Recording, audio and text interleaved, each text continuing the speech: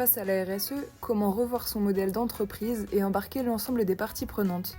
Stéphane Trébuc, professeur des universités et auteur du grand livre de la RSE, ainsi que Jean-Charles Rine, président de la société Adam, ont répondu à cette question en s'appuyant sur le cas exemplaire de la société Adam. L'erreur, je pense, la plus courante qu'on fait, c'est de considérer qu'il existe qu'une seule RSE.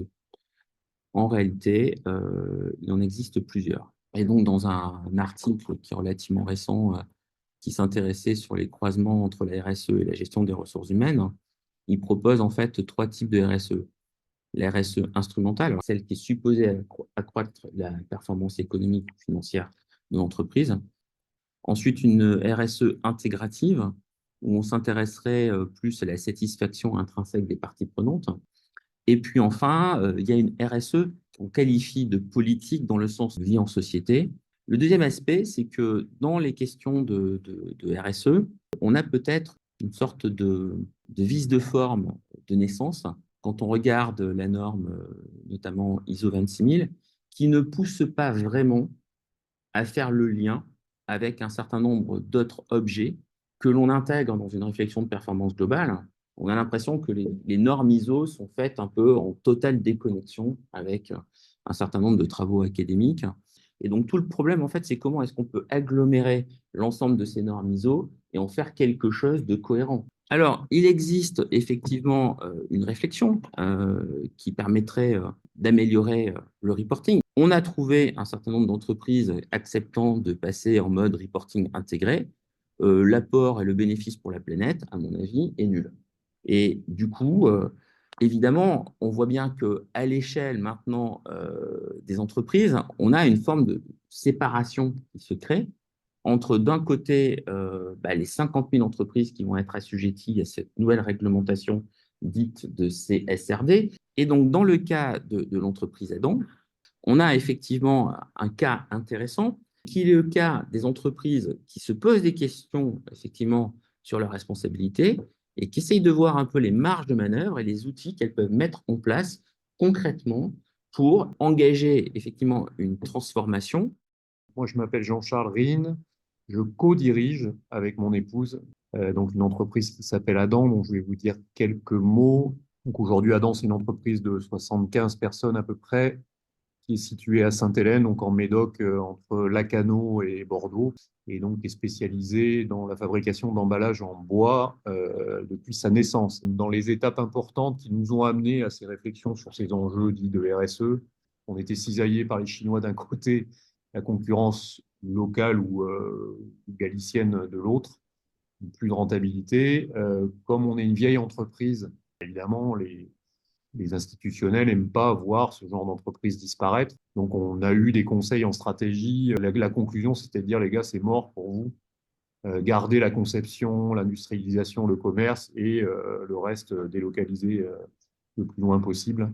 Bon, moi, j'étais un peu quand même embêté par rapport à ça. Moi, j'ai plutôt proposé à mon associé qui était majoritaire de le racheter. Je pense que c'est là qu'est arrivé notre nos premières aventures en RSE. On s'est dit deux choses. On va essayer de monter en gamme. Et le deuxième axe, c'était de dire on va le faire proprement. Quand même, le précepte de base, c'est de se dire que la performance de l'entreprise, elle est directement liée dans cet ordre-là par sa performance sociale. Pas de performance économique sans performance sociale. Et donc, compte de résultats, première année, donc factuellement, on a regagné 100 000 euros après impôts et dettes d'acquisition sur un point bas d'activité. En gros, on était à 4,5 millions d'euros de chiffre d'affaires. Et donc, en fait, ce qui s'est passé, c'est que les collègues ont gagné 20 points de productivité directe. Ça a juste montré deux choses, qu'il y avait eu un désengagement et puis que sur la base du contrat qu'on a repassé entre nous, les gens se sont réengagés. On s'est dit, il faut qu'on trouve des outils pour entretenir la flamme. Donc c'est là où j'ai croisé Stéphane.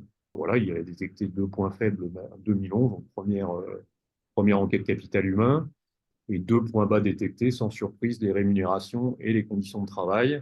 Ce qui s'est passé quand même sur ces enjeux de RSE, c'est qu'on a bénéficié d'un dispositif qui est toujours existant, donc qui est déployé par COP de France, donc l'interprofession des coopératives agroalimentaires françaises. Et donc, on a pu intégrer ce dispositif-là, donc être confronté pour la première fois à l'ISO 26000, Et l'ISO 26000 et son référentiel d'évaluation AFAC 26000 nous a vraiment paru intéressant dans une logique effectivement d'amélioration continue et surtout de déterminer quelles pouvaient être ou quelles devaient être vos priorités et du coup d'y mettre les moyens que vous avez à y mettre. Donc finalement, cette performance qui a quand même été générée à la base par la performance sociale et puis derrière par une performance un peu plus générique, nous a amené à envisager un truc incroyable qui était de construire une nouvelle usine d'à peu près 10 000 m² à Sainte-Hélène et qui a permis de répondre à la première question de l'enquête capital humain de Stéphane sur les enjeux de conditions de travail. Donc tout ça, ça nous a amené à nous questionner effectivement sur le modèle finalement économique de l'entreprise. Donc la question qui nous taraude depuis quasiment une dizaine d'années, c'est comment opérer finalement une transmission gratuite de l'entreprise vers ses salariés. Et donc, on a eu, par un camarade qui s'appelle Jean-Pascal Archimbaud, c'est lui qui nous a mis sur la piste dans laquelle on s'est engagé aujourd'hui. Et donc, lui, il était parti pour sceller son entreprise à ce qu'on appelle une FRUP, certains connaissent, Fondation reconnue d'utilité publique. Donc, ça, c'est le modèle Pierre Fabre. Sauf qu'une FRUP, c'est Conseil d'État, 12 ans de procédure. Enfin, bon, Jean-Pascal Archimbaud, il a dit, gars, vous êtes trop petit, oublie ça et attends qu'il se passe d'autres choses.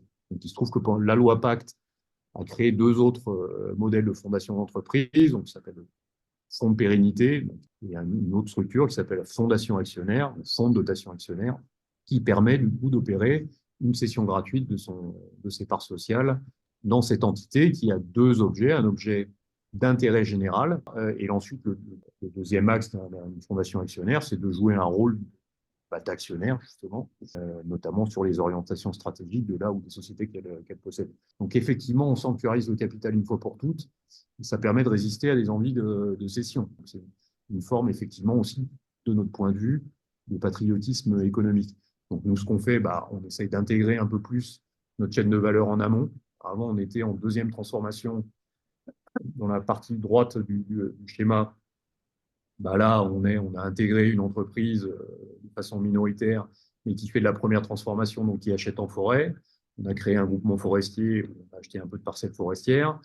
Mais voilà, l'idée, c'est de travailler sur notre amont et de se questionner aussi. Et donc là, on rejoint les enjeux RSE au plus loin de notre chaîne sur les façons culturales du pain maritime des Landes de Gascogne. Voilà. Aujourd'hui, on a une monoculture du pain maritime qui est très questionné, à juste titre, dans plein de cas, qui sert une industrie de production. Probablement que ce modèle, il va falloir qu'il évolue.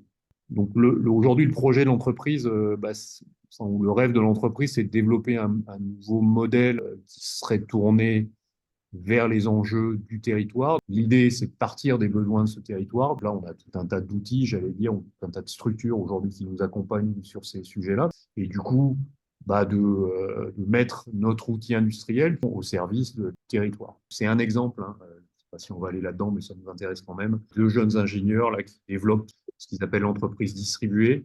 Donc l'entreprise distribuée, c'est déjà de partir de ces fameux besoins et du coup de mettre ça en open source. Et je trouve des PME sur les différents territoires qui vont opérer finalement ces produits-là. C'est un exemple d'un autre modèle d'entreprise où on n'est plus dans de la lucrativité au sens pratique du terme, mais on est plutôt dans de la logique de redistribution sur des enjeux territoriaux. Nous, on est convaincus qu'à terme, on va être rattrapé par ça. Hein. Vous avez vu la question des limites, la définition ou l'ampleur du territoire, elle reste à déterminer, et que du coup, l'entreprise, il faut qu'elle anticipe. C'est toujours des modèles d'expérimentation, on ne sait pas où on va, mais je pense que d'être dans le potage et d'être capable de trouver des clés pour s'en sortir, c'est une clé importante demain. On rejoint, à mon avis, une des rhétoriques aussi qui est intéressante à expérimenter de façon structurée, c'est les enjeux de performance et de robustesse. Il est probable, j'espère me tromper, mais qu'on aille dans un monde où demain, soit plus la robustesse qui soit privilégiée.